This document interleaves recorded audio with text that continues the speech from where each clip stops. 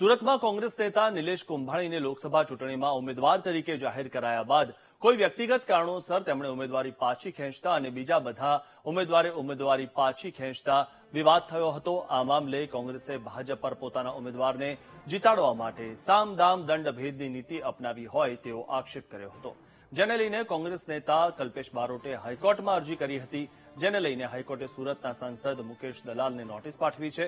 ભાજપના ઉમેદવાર સામે કોંગ્રેસના ઉમેદવાર તથા બધા જ સુરતની લોકસભા સીટ પર ઉમેદવારી કરનારાઓએ ઉમેદવારી પાછી ખેંચતા ખૂબ જ આંટીઘૂંટી ભરેલો વિવાદ થયો હતો, જેને લઈને 9 ઓગસ્ટે હાઈકોર્ટમાં જવાબ રજૂ કરવા આદેશ અપાયો છે। ઇલેક્શન દરમિયાન ભારતીય જનતા પાર્ટીએ સામ દામ દંડ ભેદની નીતિ અપનાવી કોંગ્રેસ પક્ષના ઉમેદવાર સહિત બીજા અન્ય પાર્ટીના 9 જેટલા ઉમેદવારોનું ફોર્મ પરત ખેંચાવી ભાજપના ઉમેદવાર મુકેશ દલાલને બિનહરીફ જાહેર કરવામાં આવેલા હતા।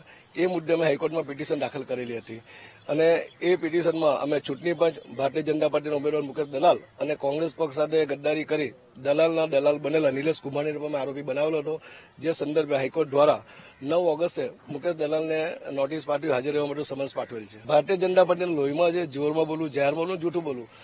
જે સમન્સની કોપી છે અમને મળી છે, મીડિયાના લોકોને મળી છે, તો મુકેશ દલાલને કેમ ન મળે? માત્ર પોતાનો પાપ છુપા માટે ખોટી વાતો કરે છે અને ન મળી હોય તેમને મળી જશે નોટિસ। દિવસ નજીક જ આવે છે 9 ઓગસ્ટ।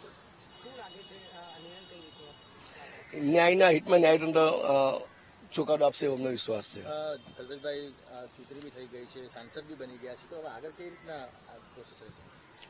અગાઉ પંજાબમાં થયું હતું કે આ લોકોએ પેલા બોગસ વોટિંગ કરીને મેયર જાહેર કર્યો, પર હાઈકોર્ટે એ નવેસરથી કરાવીને ત્યાં આમ આદમી પાર્ટીના ઉમેદવારને જાહેર કરેલા મેયર, એટલે ગુજરાતમાં પણ થશે।